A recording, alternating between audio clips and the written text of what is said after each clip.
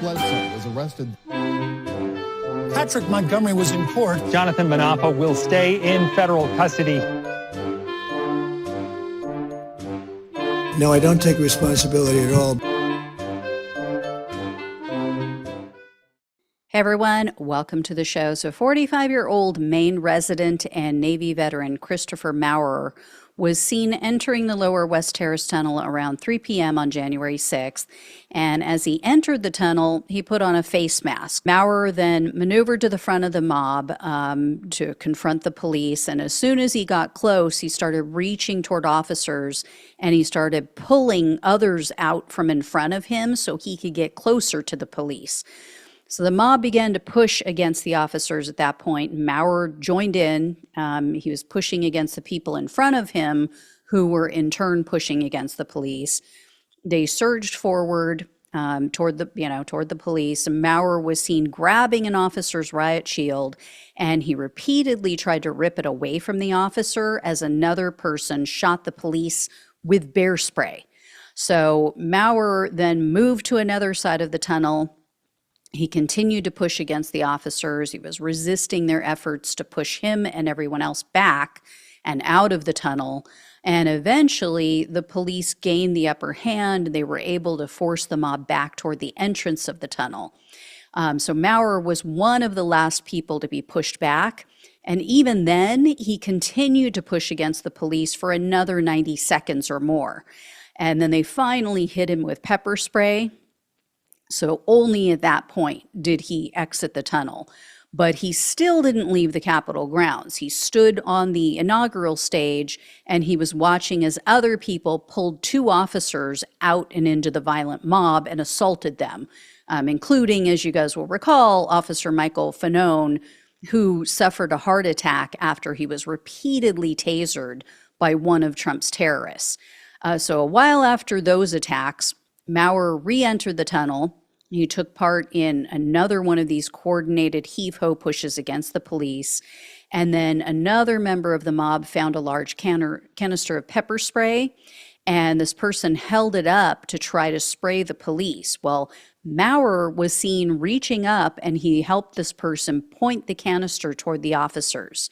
And then the other member of the mob shot it at the police, while the rest of the crowd simultaneously started another heave-ho push. So Maurer remained outside the tunnel. He was watching all of this violence. And then after some time, he bent down, he picked up a large white pole, and he chucked it at the officers in the tunnel. A couple minutes after that, Maurer then picked up a long black, they said it was like a stick-like object off the ground, and he approached the police line with it. So he held the stick up in his hand and he's screaming at the police, quote, "Turn in your fucking badges, you sorry motherfuckers." And then he yelled, quote, "These aren't our people. You're not our people." So the police sprayed him with chemicals again, but Maurer turned his head and then he flipped the officers off and he yelled, quote, "Fuck you, asshole."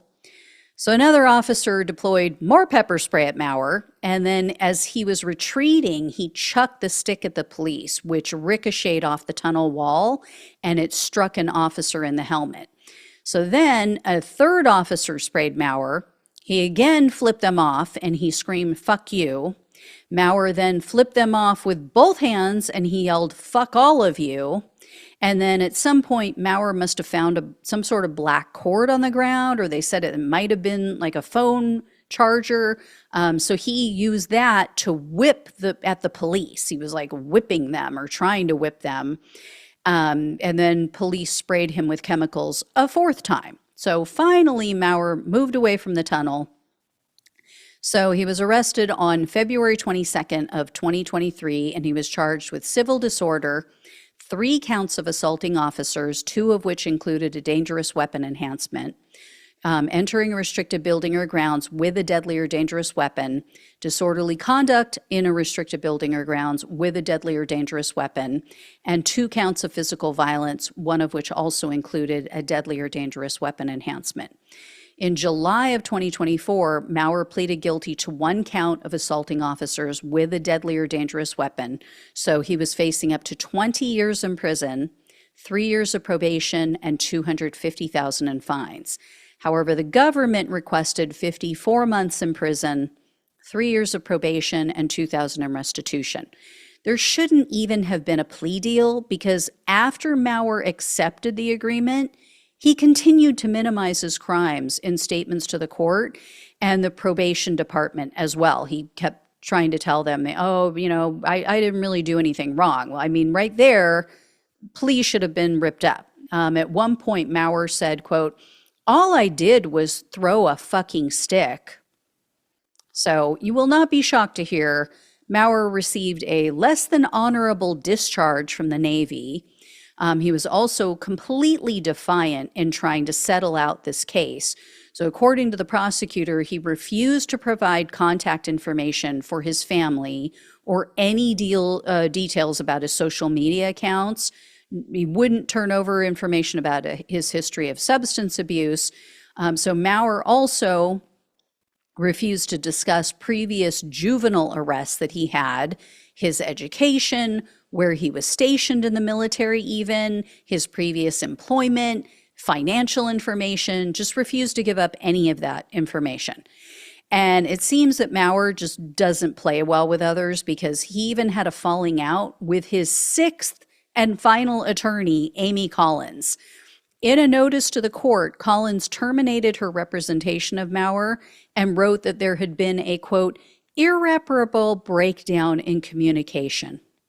So U.S. District Judge James Boasberg presided over Maurer's case, and when all was said and done, he sentenced Maurer to 50 months in prison, 2 years of probation, and $2,000 in restitution.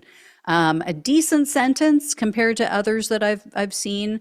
And even if Trump pardons Maurer, he still didn't get away with his crimes because he is one of the few people, one of the few January 6 defendants, or now convicts, that has been in custody since his arrest in early 2023. So at least there's that. He's at least served some time. But, guy should not get out at all. He should serve the entire prison term, but we'll see. I will keep you posted. Thank you all so much for watching and listening. Please like, please share, and subscribe. Please donate if you can. Love you all. Take care. Talk with you soon.